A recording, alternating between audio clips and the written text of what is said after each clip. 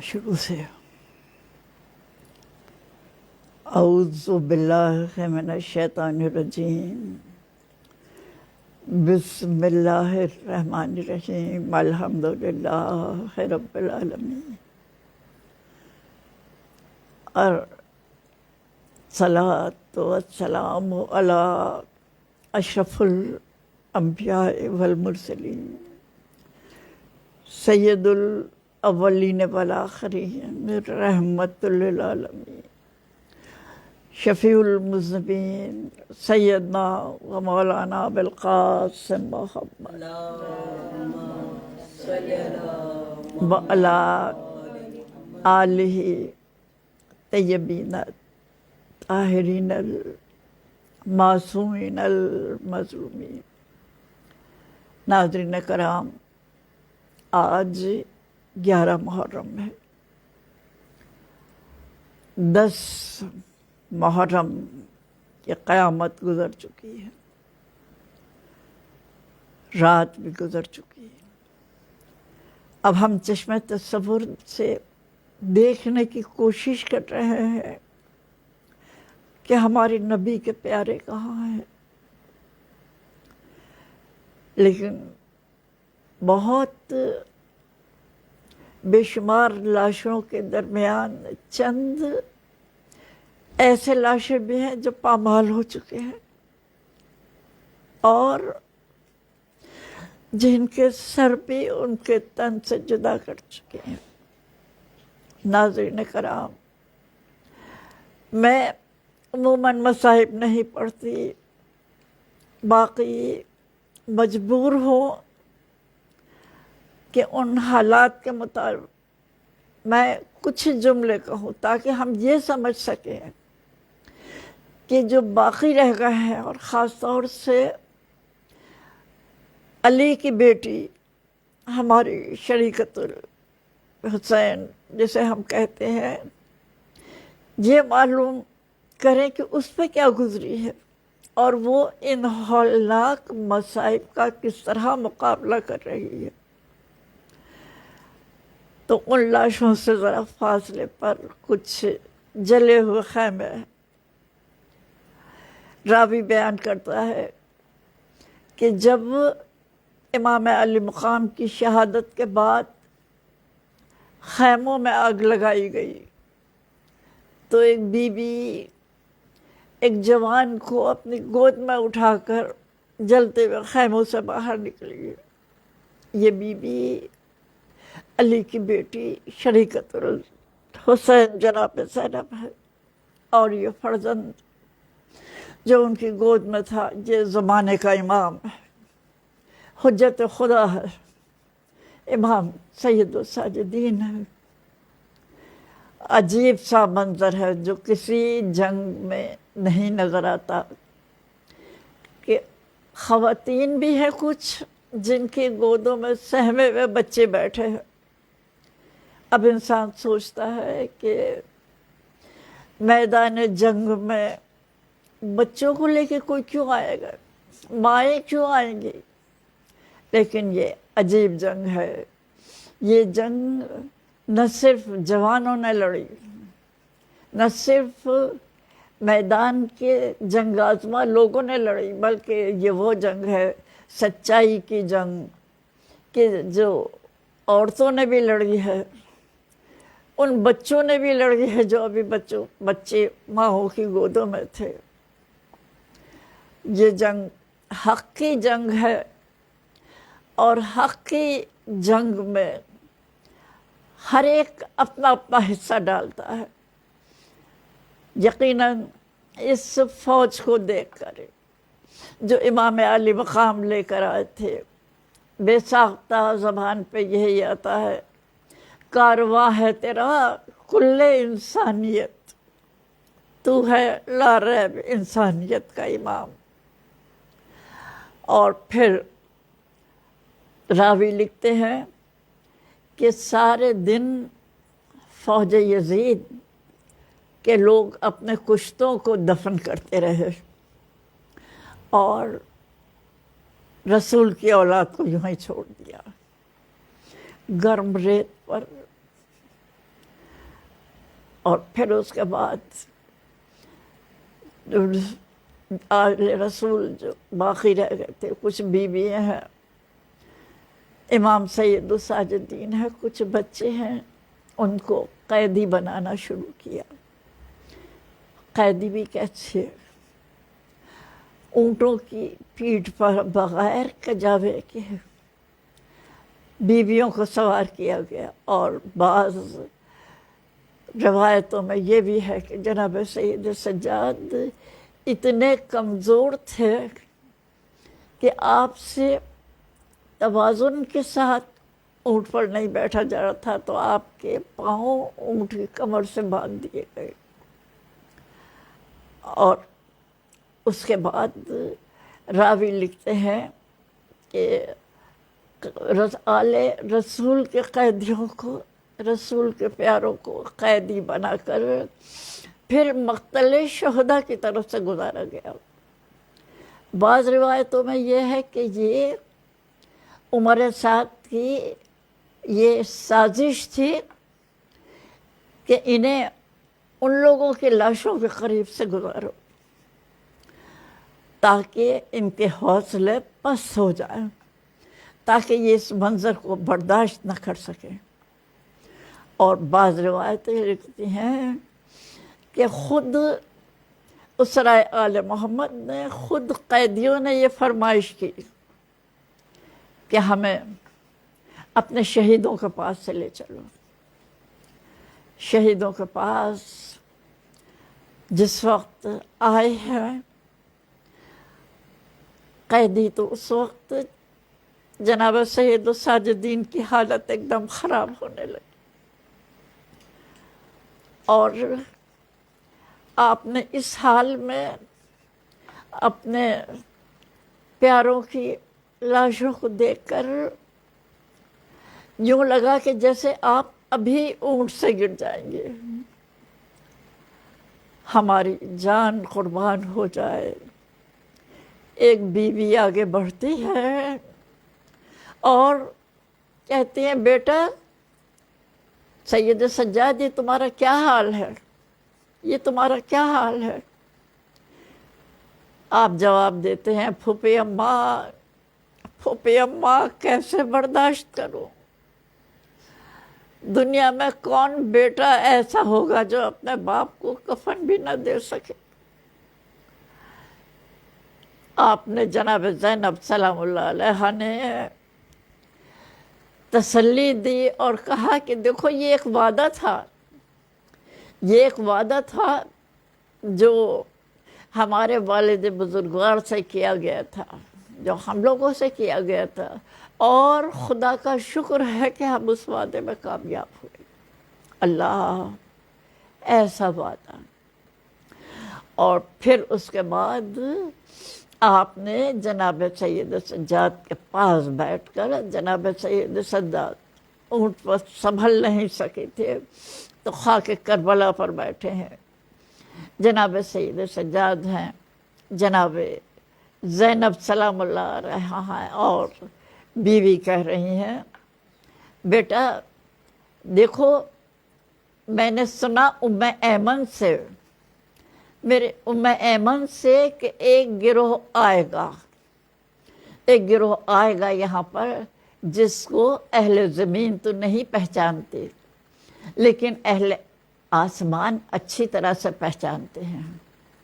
وہ ان لاشوں کو جمع کرے گا، وہ ان ٹکڑوں کو جمع کرے گا، ان کی قبریں بنائے گا، اور پھر آپ کہتی ہیں اور وہ قبریں ایسی ہوں گی کہ جن کا نشان تا قیامت قائم رہے۔ یعنی حالانکہ آپ نے کہا کہ بہت سے لوگ ان قبروں کے نشان کو مٹانے کی کوشش کریں گے لیکن وہ نشان کبھی نہیں مٹ سکیں گے۔ اور آپ کہہ رہی ہیں کہ ہمارے جد اللہ کے رسول صلی اللہ علیہ وآلہ وسلم نے یہ پیشین گوئی ام ایمن کو بتائی، اور ام ایمن نے ہمیں بتایا کہ اس سرزمین پر ایک ایسے نشان ہائے قبر وجود میں آئیں گے جن کو बावजूद ताकत के बावजूद मिटाने की कोशिशों के कोई मिटा नहीं सकेगा। और वाकई तारीख़ ने गवाही दी सच्चाई की। कितनी दफ़ा निशान-ए क़ब्र को मिटाने की कोशिश की गई। जहाँ तक इन क़ब्रों को बनाने का सवाल है तो तारीख़ें लिखती हैं, रिवायतें हैं कि कबीले बनी असद के लोग आए और उसके साथ ही जनाब सैयद सज्जाद बाइजाज़ इमामत तशरीफ़ लाए और उन्होंने इनकी निशानदेही की और जनाब इमाम अली मक़ाम की क़ब्र बनी, शहीदों के गंज शहीदा बनाया गया। फिर दरिया की तरफ जाकर कमर बने हाशिम की क़ब्र बनाई गई और उस पर उंगली से जनाब सैयद सज्जाद नाम लिख रहे हैं। वो उस उंगली से लिखे हुए हर्फ कैसे पाइंदा, कैसे कायम रहने वाले थे कि तारीख़ में हम देखते हैं कि बारहा इन निशान-ए क़ब्र को मिटाने की कोशिश की गई। और वो किस लिए? वो इसलिए कि ज़ालिम शहीदों से ज़्यादा शहीदों की क़ब्रों से डरता है। वो क़ब्रें जुल्म के ख़िलाफ़ एहतजाज करती हैं, वो सही रास्ते की निशानदेही करती हैं। तो तारीख़ में हमने देखा हारून रशीद ने कितनी दफ़ा कोशिश की, कभी ज़ेर आब करने की कोशिश की गई। और अजीब बात है कि ये शहादतगाह इमाम अली मक़ाम की नशेब में है, लेकिन जब पानी इधर बहाने की कोशिश की गई तो पानी एक हद से आगे नहीं बढ़ सका। कभी ज़राअत करने की कोशिश की गई कि निशान क़ब्र मिट जाए, कभी ज़ायरीन पर पाबंदी लगाने की कोशिश की गई, लेकिन लोगों ने हाथ पाँव कटवा दिए, जानों के नजराने पेश किए, लेकिन क़ब्र मज़लूम की ज़ियारत इसी तरह तारीख़ में कायम रही।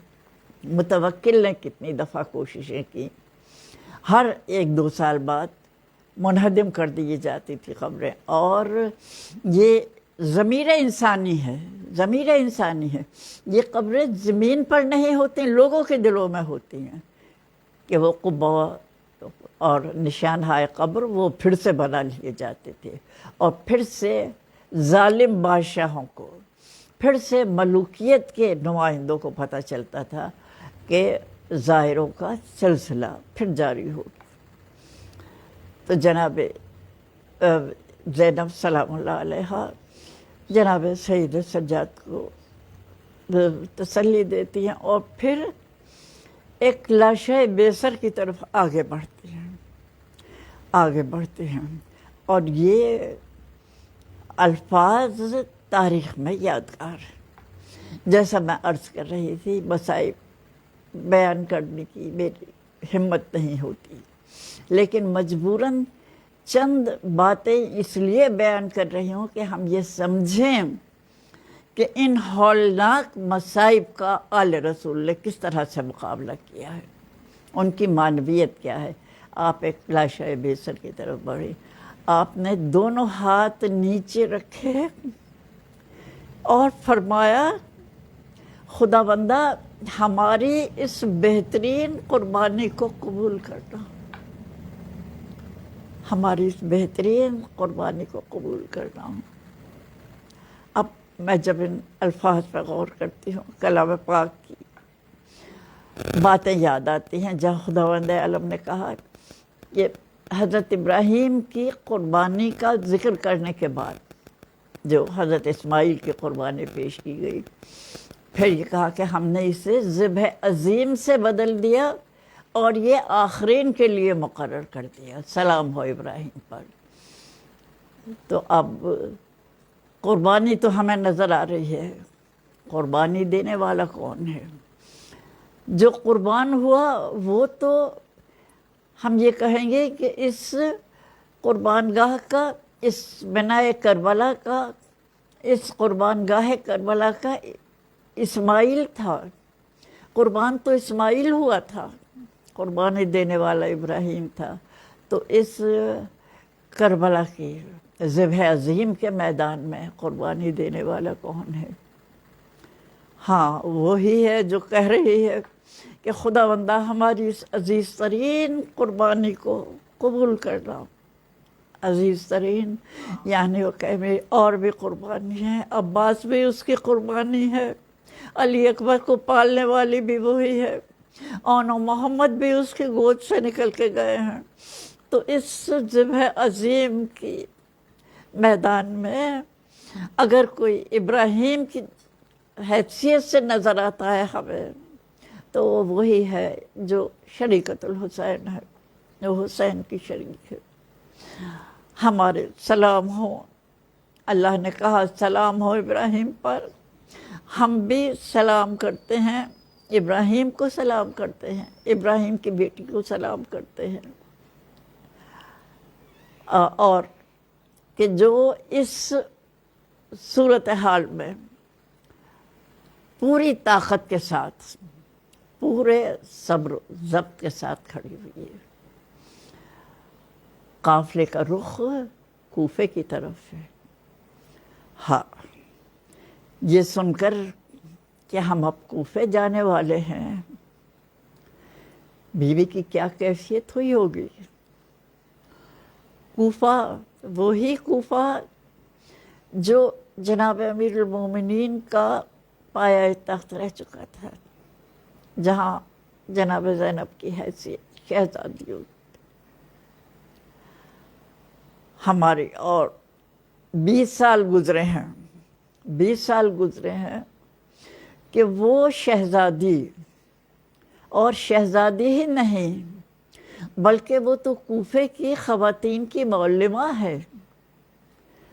جب لوگ آئے جناب امیر کے پاس آپ کی خلافت کی بات کہ آپ اپنی صاحبزادی سے یہ کہیے کہ ہماری عورتوں کو دین کی تعلیم دے، تو یہ پہلی معلمہ جناب زینب سلام اللہ علیہ تھیں کہ جنہوں نے وہاں باقاعدہ ایک درس کا ذریعہ قائم کیا۔ تو وہ کوفے کی شہزادی بھی ہے، وہ کوفے کی معلمہ بھی ہے، اور اس کے علم کا کیا عالم ہے۔ یقیناً ایسے ہی لوگ ہیں کہ جو علم کی زینت بن جاتے ہیں کہ آپ کے مختلف القاب ہمیں تاریخ میں ملتے ہیں۔ عقیلہ بنی ہاشم، کہ بنی ہاشم کی عقیلہ ہے، اور موقع یہ بتایا جاتا ہے کہ امام حسن اور امام حسین کسی حدیث کو ڈسکس کر رہے تھے، آپ کی رائے پوچھنے لگے، پھر جب آپ نے اپنی رائے دی تو کہا آپ عقیلہ بنی ہاشم ہیں، آپ ایسی معلمہ ہیں جس کی کسی استاد کی ضرورت نہیں ہوتی، آپ کا علم خدا کا دیا ہوا ہے۔ جان اس ہولناک منظر کا کیا بیان کروں کہ آل رسول خدا، رسول کے پیارے اس طرح سے اس میدان میں ان کے ساتھ سلوک کیا جا رہا ہے کہ کچھ پامال بے کفن لاشیں ہیں، کچھ قیدی ہیں جن میں بیوی بھی ہیں اور جن میں بچے بھی ہیں۔ ظاہر ہے ہم امید فاضل کی زبان میں ہم بھی سلام پیش کرتے ہیں۔ زینب خستہ جگر، حامی دین اسلام، زینب خستہ جگر حامی دین اسلام، ورق ذہن سے مٹ سکتا نہیں آپ کا نام۔ ارے کربلا، کربلا آپ کرتی ہے سلام، کربلا آپ کو ہر بار جھک جھک کے کرتی ہے سلام۔ اشک فرصت دینے کے لیے آئے ہیں ناچیز غلام. اشک خون دیدہ پرنم سے روا حبیبی، یہ لے دے کے بتائے دل و جاں حبیب.